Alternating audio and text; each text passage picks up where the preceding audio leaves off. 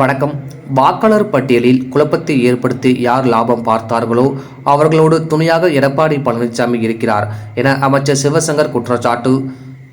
நஷ்டம் என்று வரும்பொழுது அவர்களது கட்சிக்கு வரும் என்பதை உணராமல் இருப்பதாக போக்குவரத்து துறை அமைச்சர் சிவசங்கர் தொடங்கி வைத்தார். இனி விரிவான செய்திகள். அரியலூர் மாவட்டம் செந்துறை ஒன்றியத்துக்கு உட்பட்ட நம்மகுண்டம் கிராமத்தில் உள்ள ரேஷன் கடையில் முதலமைச்சர் தாய்மானவ திட்ட செயல்பாட்டினை போக்குவரத்து மற்றும் மின்சாரத்துறை அமைச்சர் சிவசங்கர் தொடங்கி வைத்து மாற்றுத்திறனாளிகள் மற்றும் மூத்த குடிமக்களின் வீட்டுகளுக்கு சென்று ரேஷன் பொருட்களை வழங்கினார். திட்டத்தின் கீழ் அரியலூர் மாவட்டத்தில் உள்ள 2,51,000 குடும்ப அட்டைதாரர்களில் 70 வயதிற்கு மேற்பட்ட மற்றும் மாற்றுத்திறனாளிகளின் குடும்பம் அட்டை எண் 19,661 குடும்ப அட்டைதாரர்கள் பயனடைவார்கள். பின்னர் செய்தியாளர்களை சந்தித்த அமைச்சர் சிவசங்கர், மின்சார பேருந்துகள் சோதனை அடிப்படையில் சென்னையில் தொடங்கப்பட்டுள்ளது. இது காலத்தின் அவசியம். காற்று மாசு ஏற்படுகின்ற சூழலை மாற்ற வேண்டும் என உலக அளவில் ஒரு இயக்கமே நடைபெறுகிறது. டெல்லியில் ஒவ்வொரு ஆண்டும் சில குறிப்பிட்ட மாதங்களில் காற்று மாசு அதிகமாக இருக்கின்ற போது வாகன போக்குவரத்தை தடை செய்கின்ற சூழல் உள்ளது.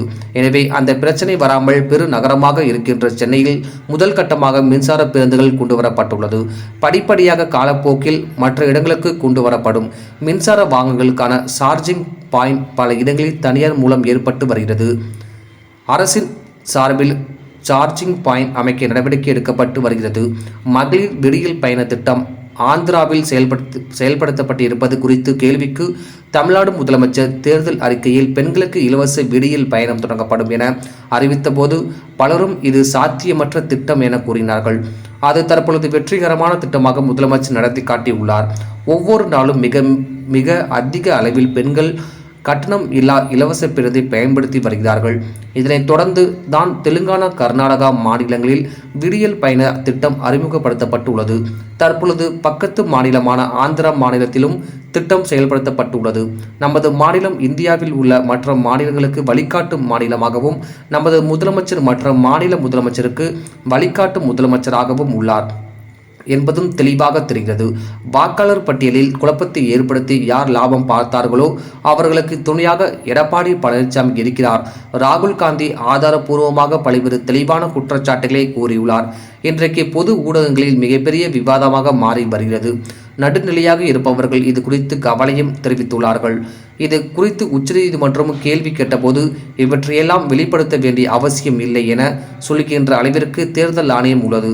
இது எந்த அளவிற்கு போகிறது என்றால் ஒன்றிய பாஜக அரசின் கைப்பிடியில் தேர்தல் ஆணையம் இருப்பதை தான் காட்டுகிறது. எனவே அவர்களோடு இருக்கின்றவர்கள் என்ற காரணத்தினால் எடப்பாடி பழனிசாமி கருத்து எதுவும் தெரிவிக்கவில்லை. ஆனால் நஷ்டம் என்று வரும்பொழுது அவர்களது கட்சிக்கு வரும் என்பதை உணராமல் இருக்கிறார் என்று கூறினார். டிஎன் செய்திகளுக்காக அரியலூர் மாவட்ட செய்தியாளர் எஸ்பி ரவி. பஞ்சாயத்து முறையில் இப்போ சென்னையில் துவங்கி இருக்கிறோம். எனக்கு இது காலத்தின் அவசியம். டீசல் பேருந்துகளால் காற்று மாசுபடுகின்ற சூழலை மாற்ற வேண்டும் என்று உலக அளவிலே இதற்காக ஒரு இயக்கமே நடைபெற்று வருகிறது.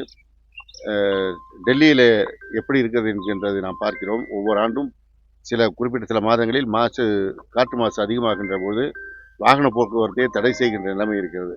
எனவே அந்த பிரச்சனை வராமல் இன்றைக்கு பெருநகரமாக இருக்கின்ற சென்னையில் முதற்கட்டமாக இந்த மின்சார பேருந்துகள் பயன்பாட்டிற்கு கொண்டு வரப்பட்டிருக்கிறது. படிப்படியாக காலப்போக்கில் மற்ற இடங்களுக்கு கொண்டு வரப்படும். மின்சார பேருந்து வந்து 2 வீலர் கார் இதெல்லாம் பெருகிருக்கு. சார்ஜிங் வசதி எப்படி? தனியார் சார்ஜிங் போர்ட்டுகள் பல இடங்களில் அமைக்கப்பட்டு வருகிறது. அதே போல அரசு துறை நிறுவனங்கள் சிலவற்றின் மூலமாக அவற்றை கொண்டு வருவதற்கான யோசனைகளும் இருக்கிறது. படிப்படியாக நடவடிக்கை எடுக்கப்படும். ஃப்ரீ சக்திங்கிற பேர்ல ஆந்திர மாநிலத்தில் வந்து அந்த கவர்மெண்ட் வந்து பெண்களுக்கும் திருநங்கைகளுக்கும் இலவச மகளிர் பேருந்து வந்து நம்முடைய தமிழ்நாடு முதலமைச்சர் அவர்கள் கடந்த தேர்தல் போது தேர்தல் அறிக்கையில் பெண்களுக்கு இந்த இலவச பயணம் விடியல் பயணம் திட்டம் துவங்கப்படும் என்று அறிவித்தபோது பலரும் இது சாத்தியமில்லாத திட்டம் என்று சொன்னார்கள். இன்னும் சொல்ல போனால் போக்குவரத்துறை மிகப்பெரிய நட்டத்தில் இருக்கிறது, எப்படி நடத்த முடியும் என்று சொன்னார்கள். இன்றைக்கு அதை ஒரு மிகப்பெரிய வெற்றிகரமான திட்டமாக நம்முடைய மாண்புமிகு முதலமைச்சர் அவர்கள் நடத்தி காட்டியிருக்கிறார்கள்.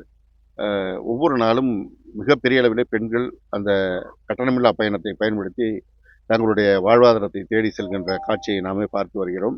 இந்த வெற்றியினை தொடர்ந்துதான் தெலுங்கானா மாநிலத்தில் அங்கே அமைந்த அரசு இந்த திட்டத்தை கொண்டு வந்தது.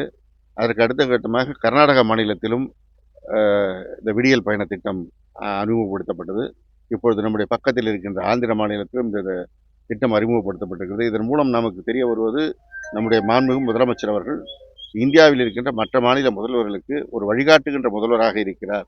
இந்த மாநிலம் வழிகாட்டுகின்ற மாநிலமாக இருக்கிறது என்பது தெள்ள தெளிவாக தெரிய வருகிறது. வாக்காளர் பட்டியலில் கூட குறைபாடுகள் குறித்து அனைத்து எதிர்கட்சிகளும் கண்டனம் தெரிவிக்கிறாங்க. ஆனால் எடப்பாடி பழனிசாமி இது குறித்து எந்த விதமான கருத்தும் தெரிவிக்கிறது. அந்த வாக்காளர் பட்டியலில் இந்த குழப்பத்தை ஏற்படுத்தி யார் லாபம் காண துடிக்கிறார்களோ அவருக்கு அவர் துணையாக இருக்கிறார்.